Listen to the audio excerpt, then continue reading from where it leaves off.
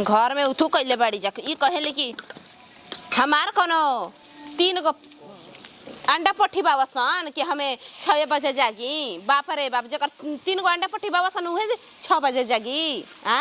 घर में आदमी बियाह शादी काहे खातिर करवावेलो ना, ये खातिर नु कि आज हम ना त काल तू करबी।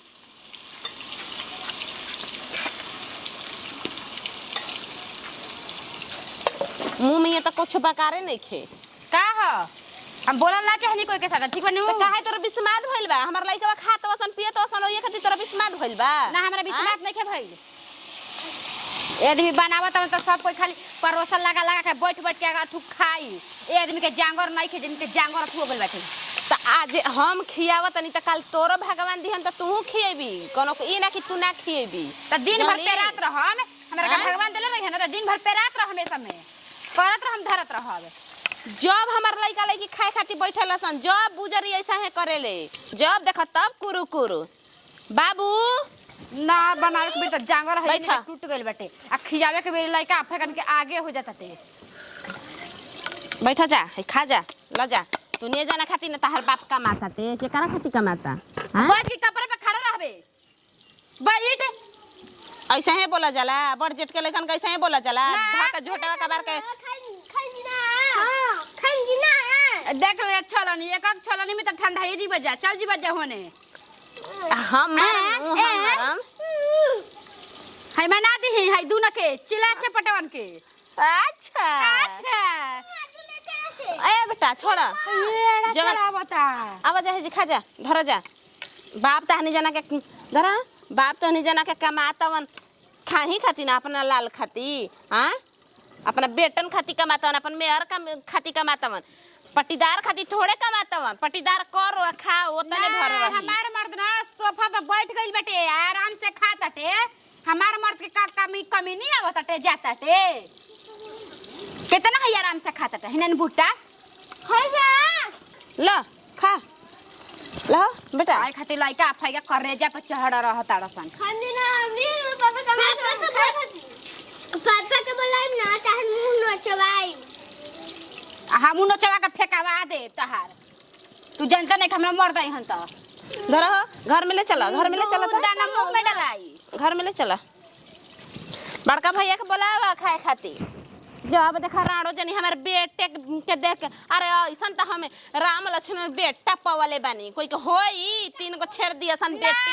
हम बांझ बानी, बांझिन बानी के हमर बेटा बेटी जिंदगी में ना होई हसन। बांझ बानी हो, हरे तारे मुंहे में से निकले लगे का है? हमार मर्द नहीं खेलागा बहुते, हम ना बनाई, हम ना खाईबे। तहार बेटा बेटी बात तू अपन बेटा बेटी में आजरल हमर मर्द ना, हमर पता भूता पता कुछ बाटे बतावा जा ना। जब मन तबे लगता कि बनावे नहीं आता, आज ले पटक में चूल्हा भिरी कलाकन के खियावे पियावे खातिर। अरे बाप रे बाप, कितना टाइम हो गलिया। हाँ तोर बहिन चु मर्दे कहीं के 9 बज गल, अभी तक लेनी के खाए ना बनल। मर्दे कहीं के मुंह धो के हम सही बानी, बुझाते नहीं कि क्या करिए ना कर। अरे खुशबुआ, खुशबुआ का भैया का रे का कर तू सुन तो नहीं के कुछ बुझाते नहीं का? खाना ना बनी? खाना बनल कि ना बनल? खाना हाँ तहार मेहरारू हाँ बड़के भौजी दोनों जानी घर में कर हट कइले बड़ी जा। का हो गुरे? का हो गइल? मान ले तहारा मेहरारू के बुद्धि होवे के चाहिए ना। ए बड़के भौजी के मान ले 3 गो बेटा बड़ा सन, कितना भाग से भइल बड़ा सन। हाँ। तो देख के हमेशा जरत रहत रे, उनकरा जरे के चाहिए। मतलब उनकर बेटा बड़ा सन तो उहे काम करिहन ना। तो का कहती रे? का कहती है? दिन भर उनका के ताना मारत रहत रे, डांटत रहत रे, तीनों ओगनी के देख के जरत रहत रे। अरे तो तू कहबे तू वो जे तू इहे बात सब सुनत है तो तोरा आके कहे न हमरा से कि देखो भैया माने झगड़ा झनट कइले बिया भौजी जो रे। हम का कहीं तू भी समझा सकतड़ा। अरे तो तू जब तोनी के बारू सो घर में तो हाला गुला भइल तो तोरा कहे के चाही नु, खाली कहबे हम माने हेजा बानी चाहे हम कहीं गोइल बानी, आई हमरा से तोनी के बतैबू सुन कहबू सुन तभी न हम जानम। हम त तारा के उहो वारी कहले रही तो तू ना समझैले रह जाके। हां कहां बड़ी भौजी रे? ओ जे बबुअन खात रहसन त उहे डांटत रही। हम ई सब के अपना घर के याद सब यादों से हम बड़ी लाचार बानी। ओहो एगो बिया के जान कैसन मेहरारू हमरा मिलू, हमरा कपारे मढ़ा गुल बिया एकदम हमरा बुझाते नहीं के साला ओकरो दिमाग नहीं के कि बड़ भौजाई मतारी दाखिल होली तो कम से कम ओकरा सोचे के चाहिए उनकरा बारे में। उनकरा ये सोचे के चाहिए कि हाँ आज हमार बड़के भौजी के बारह सन 3 गो बेटा उनकरा इहो सोचे के चाहिए कि आ हाँ ओकरा हम कचटी कारे ओकरा सोचे के चाहिए कि ऊ तो हमरा के आगे नहीं करत पहले से ऊ बड़की भौजी आइल बाड़ी हमनी के तोरा ई बुझाता नु कि माई बाबूजी के बाद में उहे नु आइली तो हमनी के उहे नु करतड़ी धरतड़ी हमनी के कपड़ा लाता फींचो बनावो खियावो ई सब उहे नु करतड़ी उनकर होई कि ना बाल बच्चा काहे उनको माने उनकर हक बा कि ना बा हमनी पे आ ऊ आज 2 दिन से आइल ऊ पहुंचो इतना हक जतावे लग रे हमारा तो दिमागे काम नहीं करता मन करता नु कि मार के चमेटा ओकर मुहावा फाड़ दी जा जो समझाओ जा हम ना कुछ बोलम हम तो देखो देखो थक गेल का हम कोई हमरा तो बुझाते नहीं कि हमारा ऐसन करी हम ना अरे तो मारबो करम तो एगो बड़ी लाफड़ा नु बा हम उनका जो लड़तिया तभी कहिए नु हमार टूटना ढरी हन आ जब मारे लागम नु ता के हमरे के डांटे लगी हन हमरे के बोले लगी हन तो सगरी से तो हम नु पेरा तनी जान तड़े उ एको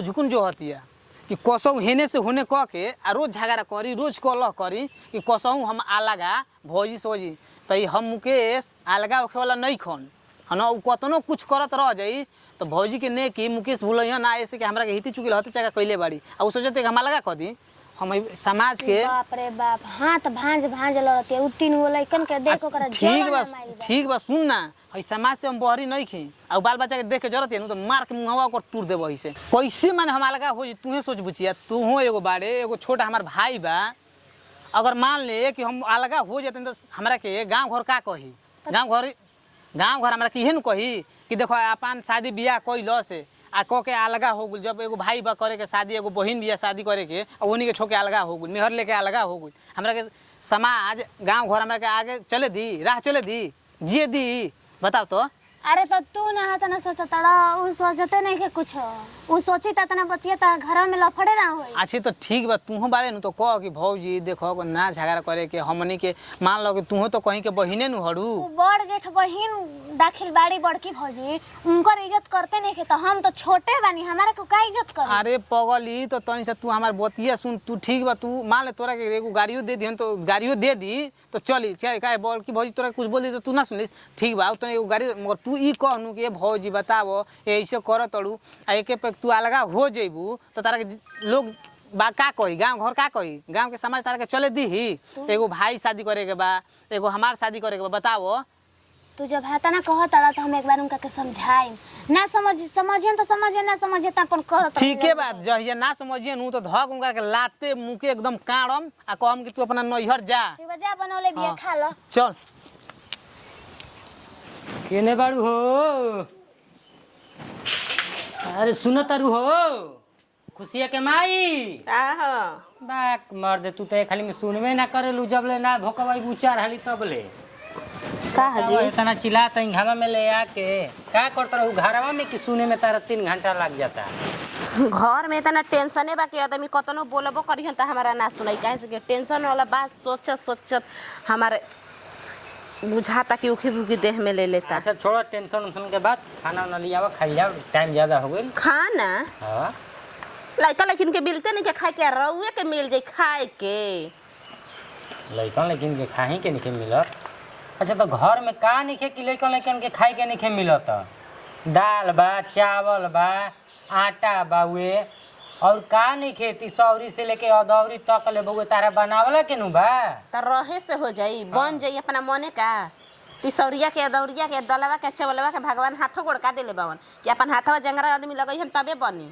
हां तो माने कि हम बना के दी तब तो हने खई बुझा वो घड़ी तो माने अकेले रहू तो दिक्कत रहे कि खाए बनाए में करे में तारा अबेर सबेर हो जाता रहे अब तो दू गो आ गइलू जा तबो दिक्कत उहे टाइम में होत हुए तो 2 गो रहला में का फायदा तो हने के बउए 2 गया हो गई नहीं जानू ओकरा से बेसी अब कुपुत हो गई अकेले रही तो आदमी झट दे कि बनाइयो दे ई रहे नु कि हमरे कमवा करे के बा हां आ 2 गो रही आदमी घरवा में तो करिहन ना तो खइहन कैसे खाली हम ही दिन रात बनाई उ खाए ओई हां जाके महारानी ऐसा देखी बैठल बाड़ी आ कल बोल देले बानी त टिमहिकन बाड़ी आज चूल्हा भी बैठल बाड़ी आ 1 घंटा से मछरी छान रहल बाड़ी आ जब हम बोलला हनी त कहताड़ी कि हमारे 3 गो बाल बच्चा बावन का कि हम बनाई ई कोनो बात भइल अच्छा अभी छोट बिया नादान बिया अभी नाबालिग बिया तनी तोहरे लेखा तेज पुरुष नहीं खे नु कि ओकर के लेके के नु चले के बा।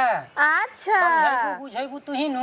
उ भसुर जी के नजर में तनी नाबालिग बाड़ी मगर उ नानी दादी सियान बाड़ी जन्नी बियाह शादी हो गेले नाबालिग के मेरे बुद्धि ले तनी भतार भी सुत जतड़ी जा कहतड़ी जा कि अभी लइके बनी तनी लइके में लइका हच दे के हो जाता। अच्छा जाए तो कोनो कोई के बियाह शादी हो जाला तो जौन बचपना वाला आदत रहेला उ जाते जतनु जाई एगो दूगो लइका फैका हो जइसन तो ओकरो बुद्धि खुल जाई दिमाग खुल जाई कैसे कइल जाला कि माई नहीं खे त माई के बदला में तू ही न बाड़ू ओकर सास तो आसमान जाना कि तू ही बाड़ू। का हम ओकरा के समझाई जी हां हमर लइका फैका के देख के जरत या ओकरा के हम समझावे जाई हां जब लइका फैका के देख के जरती भी त कहे ना हो नहीं हरवे से लेके आइल उहो एक बाकी ओकरो लइका फैका के आदमी करतन अरे हो ओकरो आज ना त काल होई त आदमी करिहा ना छोड़ दिहन ओकरा के खिस्सा में कहल बा कि कोनो भी बिटिया टिटिया के नैहर के मा जाए ससुर के साजा जे सह जाई नु ओकर कोनो देश में गुजारा हो जाई। अच्छा असमन जाना कि छोट तहर बहिने ही ह त अपन बहिन कतनो गलती क दी तो ओकरा के थी न ढापल ना जाई कि उघार कइल जाई अपन बहिने लेखा जाना ओकरा के रउआ सवत मार के बहुत बुद्धि आवताटे ओकरे देने पट्टी संधी चतनी हां रखले खोले बाबा का हो कहा ना तनी मेहर आई जबिया हिचतवा पटीसन कब अपन मेहर देने ना बोलेला भड़ुआ कहीं का काहे तू ऐसे बोले लू बात हमार समझत लू हम कहां से बोलतनी कैसे बोली रे भड़ुआ कैसे बोली जब देखो एकरा के निमन बात सिखाई नु तब कहन के ऐसे जानत लू कि घर में एगो छोट बहिन बिया ओकर शादी बियाह करे के बा क धली है जी तब ओकरा बाद में जवन कहबू तू तवन हम करम। ढेर दिन तहरा पल्लू पर चलनी ठीक बा अब हमरा के चले का मत सिखावा 3-3 गो हमार बाल बच्चा हो गेल सन सीख पढ़ के बैठ गइलनी ठीक नु हां चले कोई त हमरा राह पर चली ह नहीं त अब हमो घर में नचनिया के नाचे नचाइम सब हन जानी के बहुत ढेर दिन कोई नहीं का तहर बहिन बिया तहर भाई बाटे तो माने कि का कइल जाओ घर में इज्जतिया डुबा दिहल जाओ कि एगो बहिन के अरे अब घर में इज्जत रहिए कहां गइल बाटे इज्जत त कहिए लुटा गइल तार इज्जत बा तनी देखावा त हमरा के इज्जत। अरे तो का इज्जत तोहरे सुनु बा तू चाहबू तो इज्जत डुबा देबू आ तू चाहबू तो इज्जत बना देबू। अच्छा तू टेंशन मत ल खाली बहिन के शादी कर लेबे द आ दिल्ली में रही ना तारे के दिल्ली में संगे लेके रहम आ कुतुब मीनार आ लाल किला आ संगे संगे तारे के ताजमहल भी देखा दे आ देखो तनगी बात समझो कि आइल बहन ढेर दिन पे गाड़ी घोड़ा चला के आ मुंड बनल बा मुंड के बनल के खराब मत करो चलो चले के घोपा में तो रखता ही बड़ा अपन बहिनियन के अपन भवहियन के तब हमरा के लाले किला न घुमैबा ऐसन ऐसन कबो कटा मेहरारू मिल जाली सनु तो मैल मुंड बनल बिगाड़ कर देते सन।